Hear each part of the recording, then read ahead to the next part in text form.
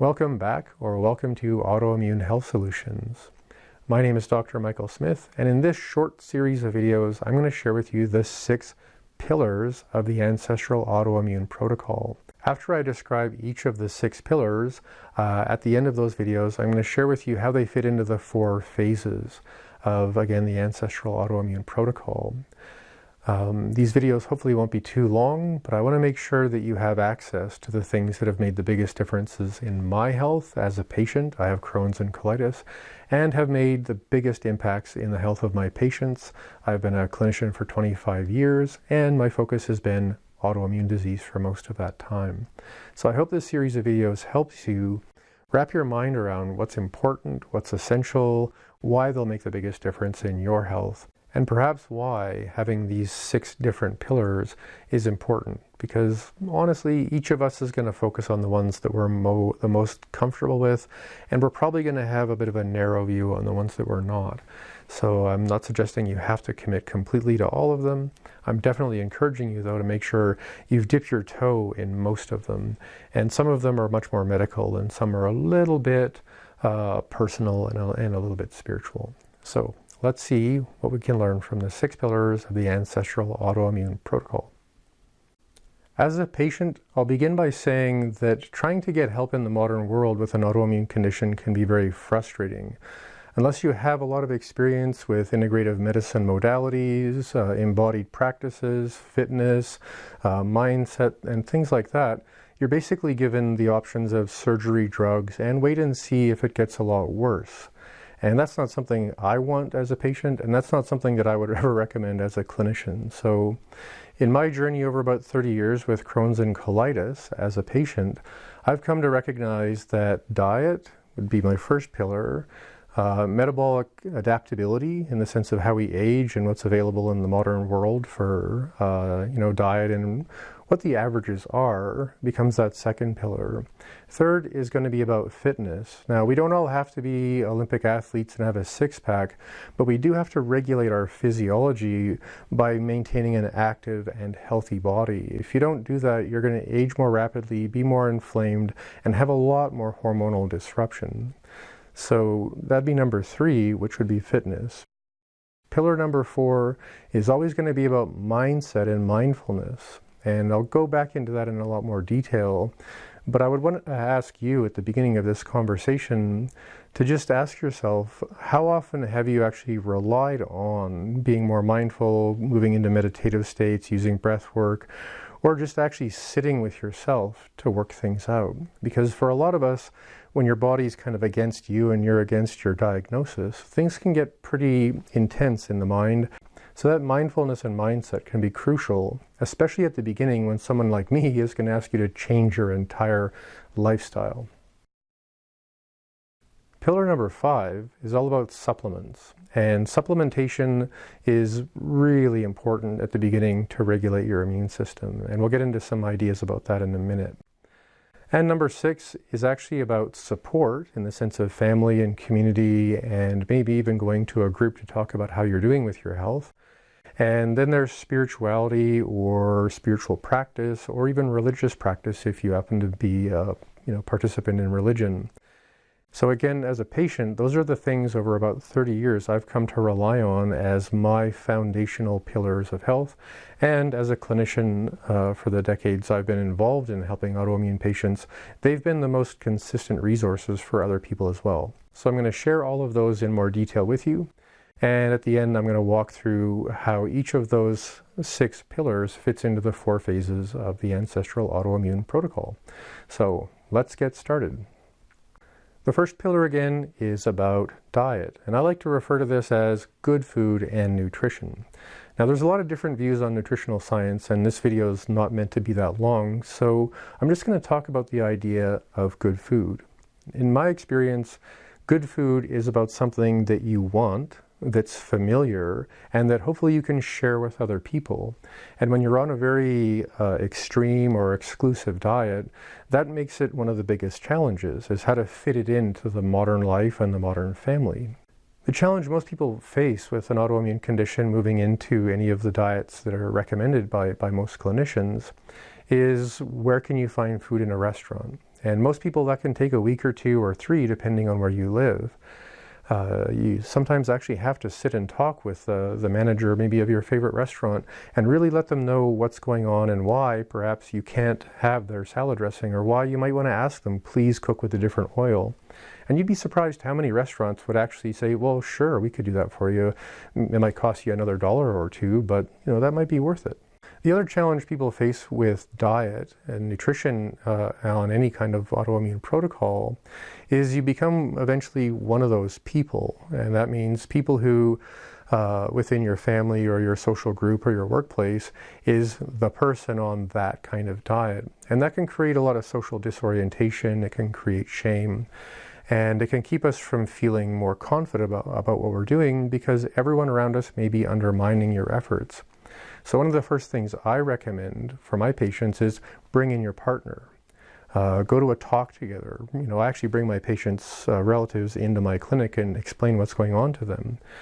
You need to make sure that the people in your life who are looking at you like, what are you doing? You need them to understand why, and that may actually help you reinforce that information in your own mind and make it easier for you to explain to other people why you're doing what you're doing, instead of just telling them, I'm on this autoimmune diet. Because a lot of people will get frustrated with you because you're not as much fun on Friday nights. And this kind of a protocol isn't about fun. It's about solving complex chronic disease. And that's a big challenge. The last thing I'll say about diet for today is think about making a meal as a way of having a date with someone. You're going to have someone over, I'll make you supper. And obviously you can't do that all of the time, but it creates a different relationship with your diet, because now your focus is, I want to create something we can both appreciate, we can both enjoy, we can both laugh and share and talk about, because it's really good food. It tastes good, you want to eat it again, and it's worth the effort. So I think of that as like date night. So in my own life, if I'm not eating with anyone else and I know I have to be really mindful of my diet, I just imagine that I'm making meals for me and someone else who I really want to enjoy that meal with. And all of a sudden it becomes just a part of the joyful process of integrating a challenging diet into a very healthy and happy life. If you're not sure where to start, focus on the Autoimmune Protocol, or the AIP, and always make sure you're being as focused on a nutrient-dense diet as possible.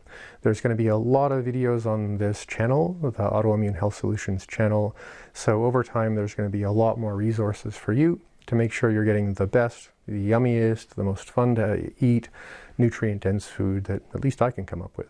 For your first pillar, good food and nutrition, I'm just going to walk through the 4 phases. So phase 1 is all about reducing inflammation. So when you're looking at your diet, the first thing you're going to want to do is get into some fasting and focusing on an anti-inflammatory diet, and to make sure that your diet has the least amount of antigens in it, or things that are going to make your immune system upset. When you look at phase 2, the focus is more on repair and bringing back into your body a lot of the things that make your connective tissues work. This is a tough one for people because we think of our bodies as perfectly normal and then perfectly not normal. So we don't actually think about repairing damage from the past. A lot of us, it took years, maybe 5-10 years, to go from an early sign of a problem to a fully diagnosed autoimmune condition. So when you're looking at the repair of your body, keep in mind that you're repairing the damage, especially the damage to collagen and connective tissue, your neurotransmitter bank accounts, your hormonal bank accounts, and perhaps even how much you've drained on your bone marrow to keep your immune system fighting something that's inside of you and chronic. So these are loose associations, and I'm not describing something that we're going to be able to measure with science anytime soon. This is more from a Chinese medicine point of view of, well, if you're depleted, maybe you should start by repairing that depletion by putting more tissue money in your tissue bank accounts. So that's why the phase 2 diet is so focused on connective tissue, things like the necks of animals, the spine or the tail of animals. Things that have a lot more cartilage, or focusing on joints and bones that have a lot of connective tissue or a lot of bone marrow. This is also a time when eating nose to tail is really important. I'm not going to explain why livers are good for you in this video. I'm just going to ask you to trust that your livers, your kidneys, and things like your heart are full of really important nutrients. So when you're looking to change your diet, maybe spending a month or two focusing on what all human beings around the world have focused on for the last 200,000 years, is eating the organs of the animals that have the most nutrient density possible. Phase 3 is taking our nutrient density from our sense of good food and nutrition and starting to add in things that we know are good for us, but are also maybe a little bit challenging, like a few nuts or seeds or maybe some pseudo grains. The focus is still on a nutrient-dense diet, but we're also wanting to make sure we're getting more opportunities and also reducing the restrictions that we have on our diet. It's amazing what happens when people can basically, I can have something that looks like a pancake, I can have something that maybe has the mouthfeel of granola or something. I'm so excited. So that phase 3 shift in your nutrition is really important, because it encourages you to be careful and mindful with what you're adding, but also making sure that you're getting the most possible nutrient density from your diet, while very carefully testing your immune system to see if it's still going to react to those foods. In phase 4, with respect to good food and nutrition, the focus is actually on eating as close to a healthy human, what I call homesteader diet possible, which includes a little bit of maybe some white rice or some oats, things like that, but also perhaps some full-fat organic grass-fed dairy, preferably goat to start with, so that again you're getting a sense of what your body's going to react to.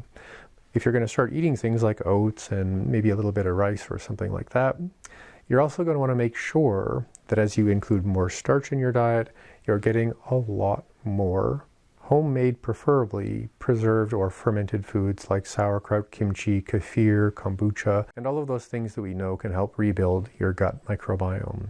So that's good food and nutrition. Make sure that you always start there, because that's the pillar that we all have to change no matter what's going on. Thanks for watching the video, and please hit that subscribe button, ring that little bell, share this with anyone you might think would need it, and more than anything, please leave a comment, or probably more important than that, leave a question for me as to what kind of videos you would like me to make to support you in your health. I'm actually having fun doing this now. I think I've got it kind of worked out. So let me know what you need a video on, and I'll do my best to put that in the pipe and get it back to you as soon as I can. Thanks for watching again, and have a great day.